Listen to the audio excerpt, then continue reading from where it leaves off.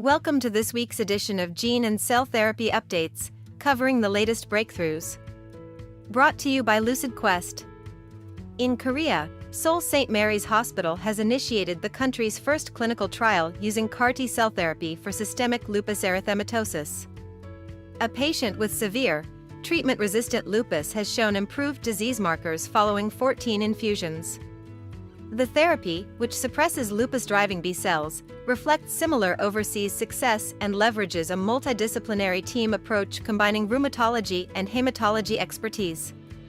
uniQure's AMT-130 gene therapy for Huntington's disease has been granted breakthrough therapy designation by the FDA. This recognition builds on promising Phase 1-2 data demonstrating a slowed progression of the disease. The therapy had already received RMAT, Fast Track, and Orphan Drug designations. A biologics license application submission is anticipated in the second quarter of 2025. Sarepta Therapeutics is progressing its gene therapy pipeline for multiple subtypes of limb-girdle muscular dystrophy. The FDA has approved dosing of SRP-9005 for LGMD2C, also known as R5. Additionally, the Phase 3 trial for SRP-9003 targeting LGMD2E, or R4, is approaching BLA submission. Sarepta remains committed to gene therapy as a disease-modifying strategy. Neuroscientific Biopharmaceuticals has acquired isopogen, gaining rights to the patented XellSmart mesenchymal stem cell platform. This technology targets inflammatory conditions such as Crohn's disease, renal transplant rejection, and graft-versus-host disease. Early patient data indicate strong anti-inflammatory effects. The Children's Hospital of Philadelphia reports durable long-term outcomes from its hemophilia B gene therapy. Using the FixPadu variant, patients have experienced fewer bleeds, improved mobility, and reduced dependence on infusions over 3 to 6 years. Liver enzyme elevations were manageable, with no major safety issues reported. Atsena Therapeutics has received RMAT designation from the FDA for ATSN-201, a gene therapy for X-linked retinoschisis. This marks the fourth FDA-designated program for the disease.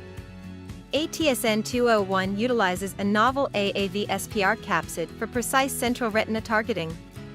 The Lighthouse trial is currently evaluating its safety and dosing. XellSmart has received regulatory approval in both the US and China to begin Phase 1 trials for its iPSC-based therapies. XS411 for Parkinson's disease and XS228 for ALS have demonstrated early clinical promise. XS411 improved both motor and non-motor symptoms, while XS228 has earned orphan drug status for slowing ALS progression. BlueRock Therapeutics has released 18-month safety and efficacy data on bemdaneprocel, its cell therapy for Parkinson's disease. No serious side effects were observed after immunosuppression.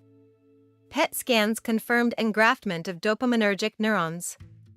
A Phase 3 trial is slated to begin in the first half of 2025. Brainchild Bio has earned FDA Breakthrough Therapy designation for BCB276, a CAR-T cell therapy for pediatric brain tumors, specifically diffuse intrinsic pontine glioma.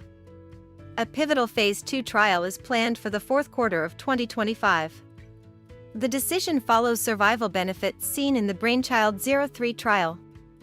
UC Davis has received RMAT designation for Iltamiocel, a cell therapy addressing oropharyngeal dysphagia following treatment for head and neck cancers. The REVIVE trial, the largest of its kind, has shown early improvements in tongue strength and swallowing function. Kyoto University has announced promising early outcomes from its iPSC-derived dopamine cell transplant for Parkinson's disease. 7 patients were treated, with 4 showing motor improvements and no serious adverse events. The lead investigator aims for product approval by the end of 2025. Longeveron has shared its 2025 roadmap, reporting near full enrollment in its HLHS pediatric heart trial and progress in its Alzheimer's disease program. The company is seeking funding and partnerships to advance BLA submissions, with a continued focus on frailty, neurodegeneration, and congenital heart conditions. Dawn Gene and GC Cell have partnered to develop a CAR-based cell therapy for solid tumors.